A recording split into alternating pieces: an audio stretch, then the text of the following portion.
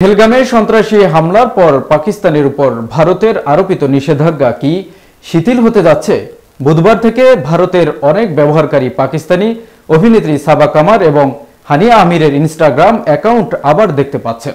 একই সঙ্গে ইউটিউবে পাকিস্তানের কিছু বিনোদন চ্যানেল এবং সংবাদ মাধ্যমের কন্টেন্টও এখন উন্মুক্ত। যদিও ভারত সরকার এখনো আনুষ্ঠানিকভাবে কিছুই জানায়নি, তবুও এই পরিবর্তন দুই দেশের সম্পর্কের বরফ গলার ইঙ্গিত কিনা তা নিয়ে চলছে তুমুল আলোচনা। পেহেলগাম হামলার পরই পাকিস্তানি মিডিয়াকে ভারতে নিষিদ্ধ করা হয়, তবে ভিপিএন ব্যবহার করে অনেক ভারতীয়রাই এসব অ্যাকাউন্ট ফলো করে যাচ্ছিলেন। বিশেষ করে অভিনেত্রী হানিয়া আমির, যিনি সম্প্রতি দিলজাত দোসাঞ্জের সঙ্গে সর্দারজি ৩ সিনেমায় অভিনয় করে ভারতীয় দর্শকদের মন জয় করেছেন।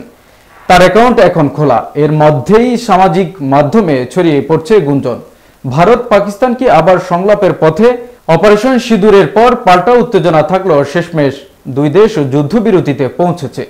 এমন প্রেক্ষাপটে এই সোশ্যাল মিডিয়ার অ্যাক্সেস ফেরত আনা নাকি পর্দার আড়ালে কোনো কূটনৈতিক বার্তা, এ প্রশ্ন এখন ঘুরপাক খাচ্ছে।